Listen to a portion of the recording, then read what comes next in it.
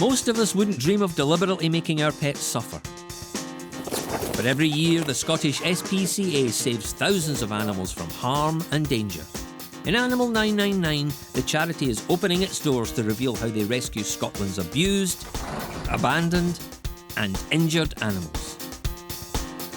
Coming up, Joanna gets her hands on the dove from above. So he is trapped underneath the wire here. And can this baby hare beat the odds and survive?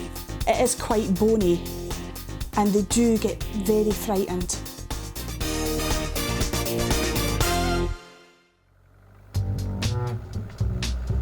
This would be a good-sized trailer to pick up a big stallion or even a Clydesdale horse. But not today. Aberdeenshire Centre Manager Graham Innes and Inspector Fiona Mackenzie are here for this little fella. Dinky is a miniature Shetland pony. And he's been signed over to the society by his owner Matthew, who's moving away from the area. You got him penned in then? I got him penned in up at the top of the... That would job a bit easier. Scottish Is that a passport. passport as well? Even better. Super. He's a nice little animal, he is. Very tame, but he's also got that lively little spark about him, which I'll miss. But other than that, you could never fault him. He'd go perfect into a new home. If you can...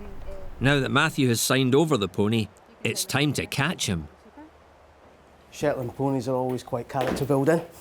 They can be quite fun to catch.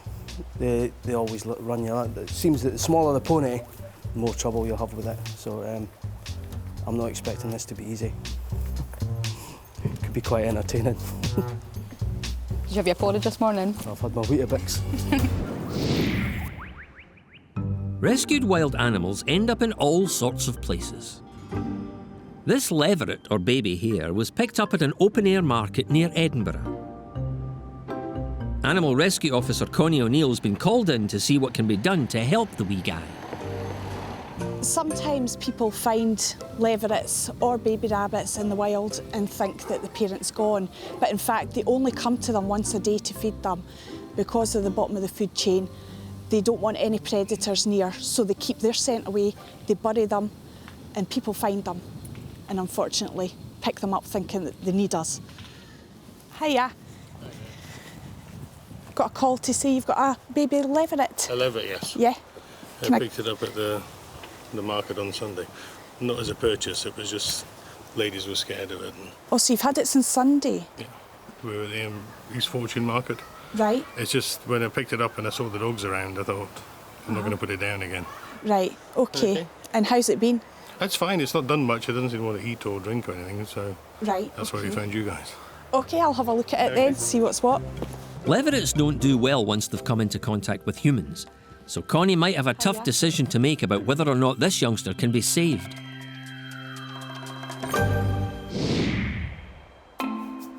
We're back at a field northwest of Aberdeen, near Kenneller Village. Graham Innes and Fiona Mackenzie are about to catch miniature Shetland pony Dinky.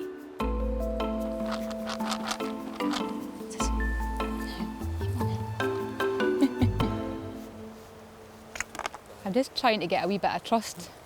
If I just go straight in and try and put a head collar on, I think he's just going to not have it at all. So if we maybe just get a wee bit of trust and kind of get a rope around his neck maybe and get the head collar on. That's the initial plan anyway. It's a good plan in theory, but Fiona will have to be careful. Shetlands are notoriously stubborn and can give you a nasty kick or headbutt if they don't want to do something. Is he hiding a head collar on a lot? He's had it on quite a bit, it's just getting it on that's the hard bit. To help her gain Dinky's confidence, Fiona will have to resort to a more basic form of persuasion. Good old-fashioned bribery. Yeah. Please. There. The info we've got, he is quite nervous, he doesn't like the head collar going on, so she's just taking her time, just giving him a couple of nuts. When she gets the rope round his neck, just giving him a wee pat. She's got the head collar on and he hasn't even noticed that it's on yet. That's it. Job done. Spot on. That was a lot easier. A lot easier. I thought he'd panic a bit being in the corner and kind of if I went near him and that, but no, he seemed to trust us. A bit of food. Cupboard love. Very pleased with the catch-up. I thought it was going to be maybe a little bit of rough and tumble into it, but no, he surprised me this time. For now, he'll take his tantrum with them though eventually. He always does. We'll go and transport him back to the centre. We'll give him a quick check over, and then we'll probably let him settle in a stable till he gets used to the change. Yeah, I know. You're awfully brave today. Good boy. Aren't you? Is that fine? Oh. Lennoxtown in central Scotland. A dove has got itself into trouble. It's trapped in some wire that's been put there to stop birds from nesting. The Scottish SPCA has been called out, and for safety at this height, it's a two-woman job. That's because animal rescue officers Joanna Boyle and Emma Sargent will have to use ladders to reach the bird.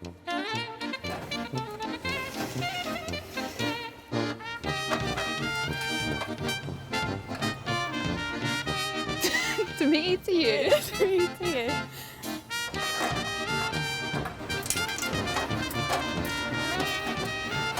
This is hard work. It's Joanna's first climbing job. So if you just hold the ladder, I'm hoping when we go up that it looks as though it's just simply caught under the wire there. Or something. Hopefully I'll bring it down and we can have a look and see if it's injured, and if not, we'll just let it go, because there seem to be quite a few of them around, so we obviously want to keep them in their keep group. them together. According to the caller, the dove has been snared for several hours, so Joanna wants to get it out before it gets more distressed. So he is trapped underneath the wire here. Joanna has to be careful. She doesn't want to spook the bird and risk further injury. I think she's okay. I'm not sure if it's wings stuck or if it's just kind of tucked under the wire, so we'll have to wait and see, but it seems to be coming free okay, so. Right, he's looking good. I think it was just that he was stuck in there. Oh, in fact, I'll need to get him down to check out his wing. He does actually have a wound in his wing here, so I'm not sure if he's maybe been caught up in the wire or he's hurt himself whilst he's been flapping trying to get out of there. He obviously he can't have been in there that long because he's still got quite a good body weight and things on him. Would be best to take him along to Fishcross and see what they say, if they can get this cleaned up and we can get him back out released again with his friends. So it's a trip to the Wildlife Rescue Centre, where their bird experts will decide if the dove's got a chance of surviving. Back in Polbeth, a baby hare rescued from an open-air market has been given the once-over by Connie O'Neill. It should be able to eat, no problem. I mean, they feed on grass just like rabbits do. But finding you guys seem to be the logical thing to do. Yeah, I mean, it'll be put with other leverets Right, all right. and hand-reared, but it is quite bony and they do get very frightened. You can see it is quite frightened. So we just keep it somewhere nice and quiet and get it down to the wildlife centre. Aye, please. And We'll miss it, obviously, there'll be a day, but yeah, they're so cute. They're a lot cuter than rabbits, I think. They've got beautiful little faces. I hope it's going to live a longer life than it was probably destined to have, because I'm pretty sure with the cars in the market and the dogs in the market, its time was limited. I really do. Otherwise, I would have left it there. Connie will need to hot-foot it to the Wildlife Rescue Centre. It's an hour away. Let's hope the little leveret holds on until then.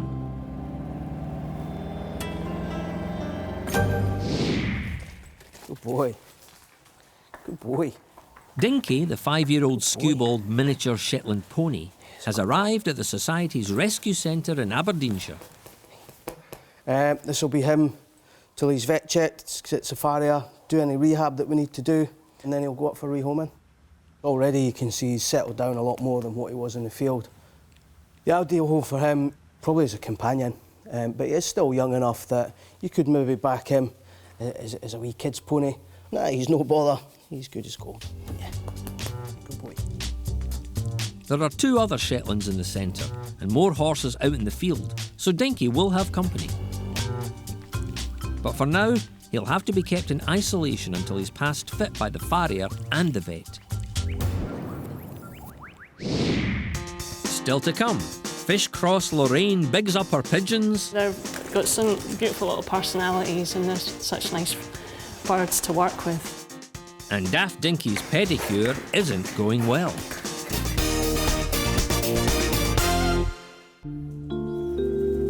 It's been 2 weeks since our white dove arrived at the Wildlife Rescue Centre at Fish Cross.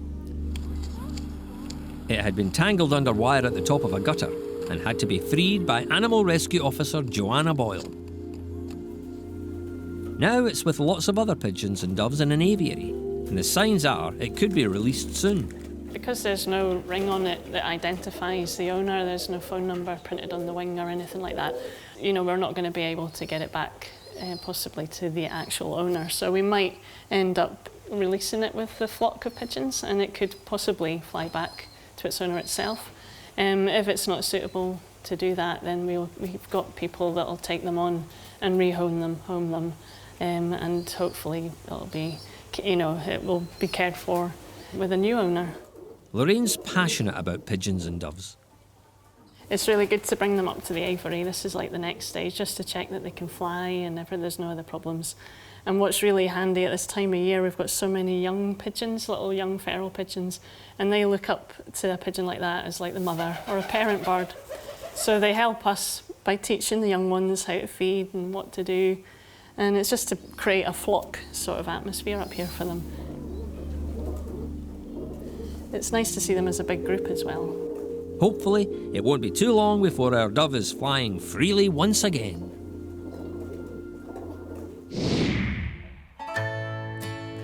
Let's find out how Dinky the miniature Shetland pony is getting on. You love that being scratched, don't you, Sunshine? Mm. He's passed his vet check. There was a slight worry about a weepy eye, but a short course of drops will sort that out. And Dinky's a bit on the plump side, so he'll have to go on a diet. Now he's about to be seen by farrier Donald Nicol. And immediately, Donald spots a problem. His front feet are certainly looking okay. The hind feet is kind of just the way Shetlands go when their feet get long. Just because the way they're put together, they fall over on the outside. And as their feet get longer, it actually makes it look a lot worse. And this left hind one is the worst looking one. You can actually see at the outside of the hoof wall is rolling right underneath. So we'll hopefully manage to make it look a bit better than it is just now. Some horses and ponies like getting their feet trimmed. Since he's a Shetland, Dinky has a certain cantankerous reputation to live up to. And he doesn't disappoint. Good lad, good boy. He's not too bad, to be fair. Probably not had a lot of work done with his feet, as you see the condition of his feet. So he's just a wee bit nervous, he's just a little bit unsure, so he's just trying to escape. But a lot easier to hold these than your big ones.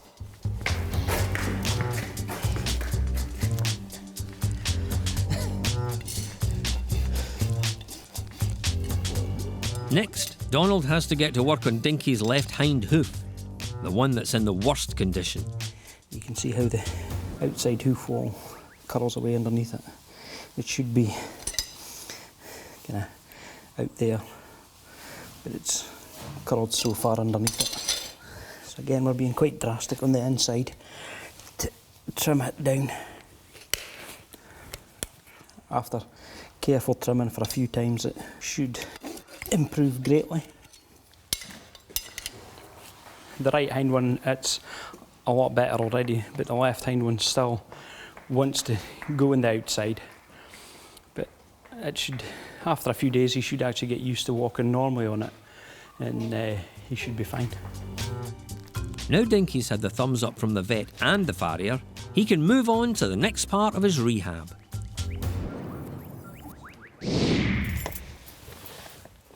Animal Rescue Officer Connie O'Neill has arrived at the charity's Wildlife Rescue Centre.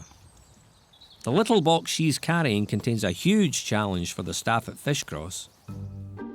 She's brought in a baby hare, or leveret, and they don't survive well when they're taken out of their environment. Most don't make it, so wildlife assistant Stuart Louch will have his work cut out. Right, Stuart, this leveret was found by a member of the public when they were out on Sunday, and they've kept it overnight.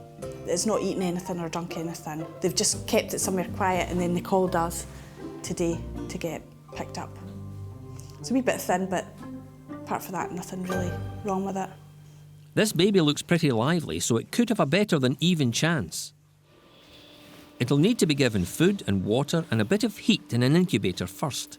Then its survival will be down to Stuart's individual care. It's going to need hand reared, so what I'm going to do is I'm going to take it home tonight and then hand rear it for the next 4 to 5 weeks. And then hopefully in that time it'll be ready to be released.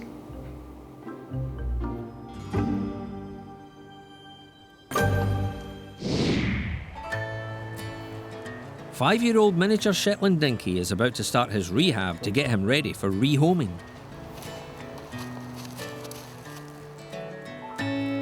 Because he's overweight, he'll spend quite a lot of time in a special fenced-off area of this field. Pony's been turned out in this, what we call a starvation paddock. As you see, there's not a lot of grass in it. It's not really a starvation paddock, it's just a term that we use. It's just a little area just to get him out on the grass, just get him out on the outside with a little bit of grass there. You see there's hay in there, and hay and water and everything. It's like we're... Hiya, pal.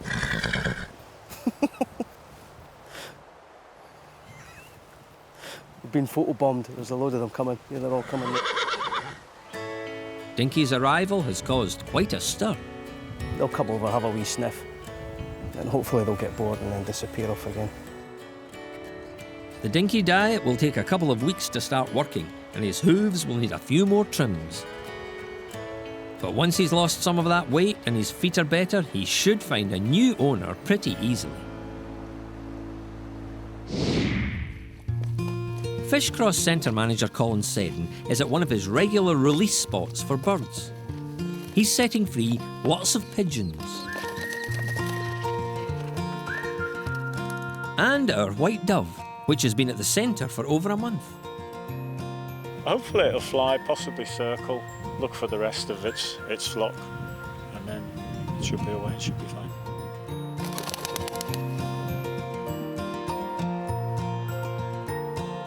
It's getting a bit of height, it's looking for its flock mates now, and they won't be far away. And eventually it'll find them and join up with them, and it'll carry on its life as a free bird.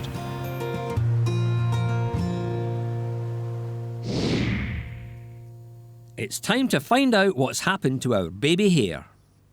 Wildlife assistant Stuart Louch took it home to hand rear.